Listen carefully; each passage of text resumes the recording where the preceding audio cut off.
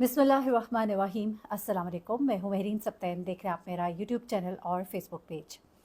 नाज़रीन, जो लोग इस्लामाबाद से वाकिफ़ है उनको तो मालूम ही होगा, और जो लोग नहीं जानते उन्हें थोड़ा सा बताती चलूँ। इस्लामाबाद के सबब्स में यानी कि गिरदोनवा में एक ऐसा इलाका अब डेवलप हो चुका है जिसे इस्लामाबाद ही कहा जाता है, लेकिन वो थोड़ा सा इस्लामाबाद से हट कर है।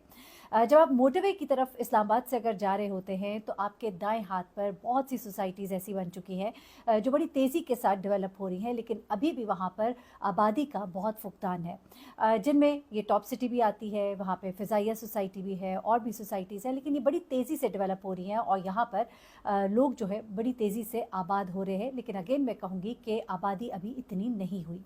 ये सब बताने का आपको मकसद ये है कि इस जगह का इंतखाब क्यों किया गया। आधी रात को एक घर से चीखों की आवाज़ आती है, और चूँकि ये घर आबादी में वाक़ था और यहाँ पर कुछ घर करीब में वाक़ थे, और इसी तरह एक घर में रहने वालों ने जब ये चीखें सुनी, कोई मदद के लिए पुकार रहा था बार बार, मुझे बचाओ, ये लोग मुझे मार डालेंगे। ये चीखें, ये आवाज़ें बार बार तवातर के साथ जब आती रही तो इन लोगों ने पुलिस को फ़ोन किया, 15 पे फ़ोन किया।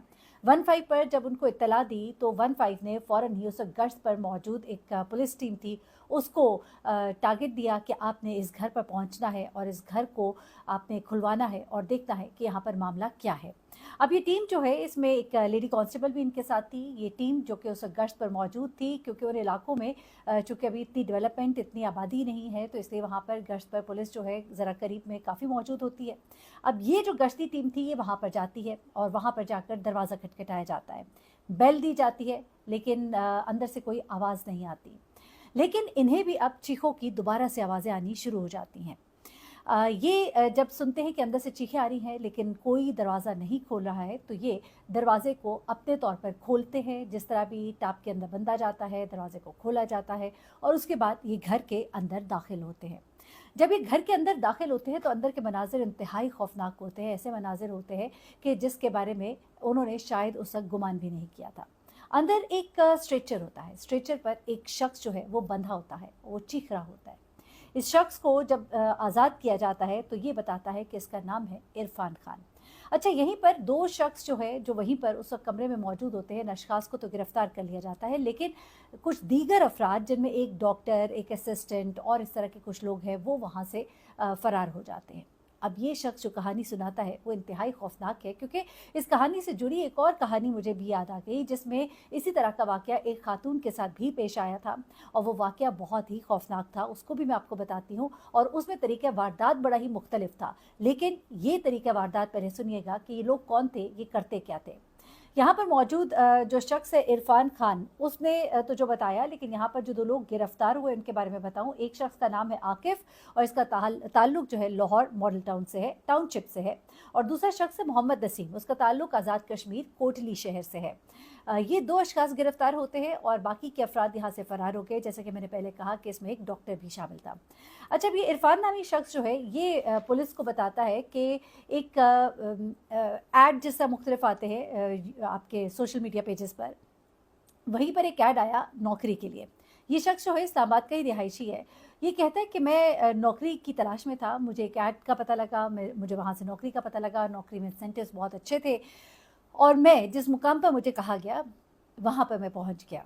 ये कहता है जब मैं वहाँ पर पहुँचा तो इन लोगों से मेरी मुलाकात हुई, जहाँ पर 3 अफराद थे, और ये 3 अफराद जो है इन्होंने एक बड़े अच्छे माहौल में एक जगह मुझे बुलाया था। एक घर सा था, ऑफिस सी लुक थी उसकी, और वहाँ पर जब मैं जाकर बैठा तो इन्होंने मुझसे अच्छे से बातचीत की। तकरीबन तमाम मराहिल तय हो रहे थे, चाय मंगाई गई, मुझे चाय दी गई और मुझे लगा कि मामलात बड़े अच्छे जा रहे हैं और मुझे सिलेक्ट कर लिया जाएगा, और हंसी खुशी मैंने चाय पी। और उसके बाद मुझे नहीं मालूम कि मेरे साथ क्या हुआ, मुझे एक चक्कर आया, मैं बेहोश हो गया। जब मेरी आँख खुली तो मैं PWD में था। वहाँ पे मेरे कुछ टेस्ट कराए जा रहे थे। तभी मैं यही समझा कि ज़ाहिर सी बात है, मैं बेहोश हुआ था, मुझे ये बताया गया आपकी तबीयत ख़राब हुई थी, आप बेहोश हो गए थे, तो फिर आपको यहाँ ले आया गया।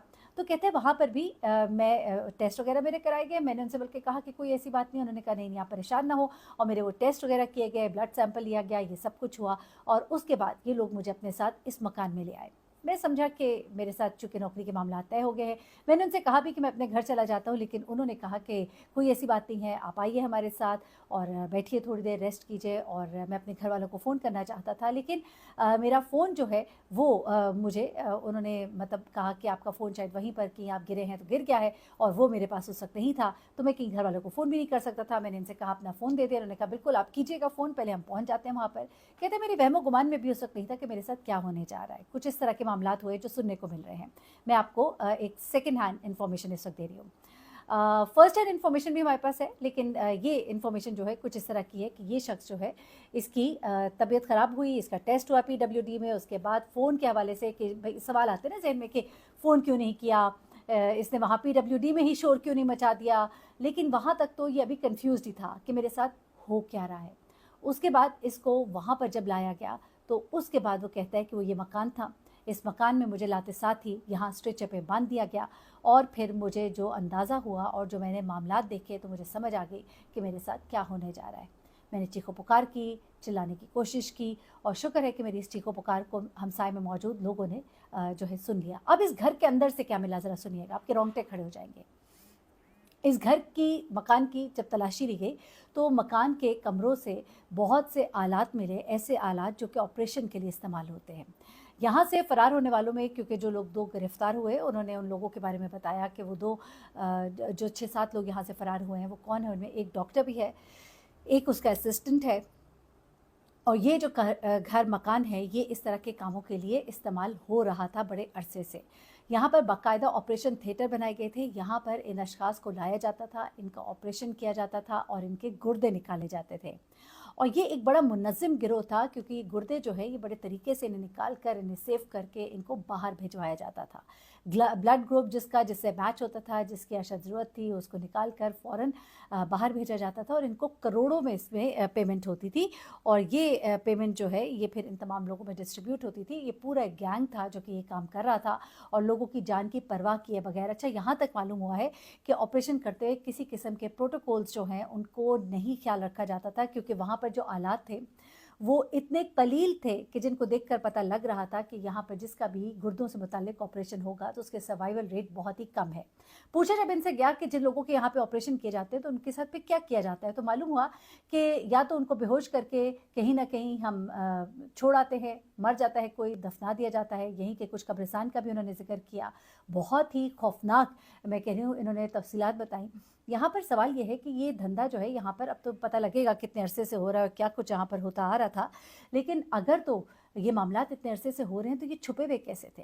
कैसे इतने लोगों को यूँ ट्रैप कर लेते थे? उनके घर वाले कोई रिपोर्ट कराते थे, नहीं कराते थे? वो पुलिस इन तक पहुँच क्यों ना पाई अब तक? और ये जिन लोगों को दफनाते थे, ये तमाम तर मामलात जब खुलेंगे तो पता लगेगा कि न जाने और कौन कौन इस पूरे प्रोसेस में इन्वॉल्व है। एक बड़ा ही खौफनाक गिरोह है। इसी तरह का एक वाक़या एक लड़की के हवाले से आज से कुछ अर्सा पहले पेश आया था, और वहाँ पर भी यही मालूम हुआ था कि इसी तरह के अज़ा निकालने वाला गिरोह है। और वहाँ पर ये लड़की जो है, ये बेसिकली एक ब्यूटी पार्लर गई थी, और वहाँ पे ड्यूरिंग ट्रीटमेंट उसके साथ ये तमाम तर मामलात हुए थे, जहाँ पर ये फेशियल मसाज ले रही थी, और वहाँ पर इसको बेहोश किया गया, और उसके बाद ये लड़की जो है ये गायब हुई और कहाँ से कहाँ पहुँची।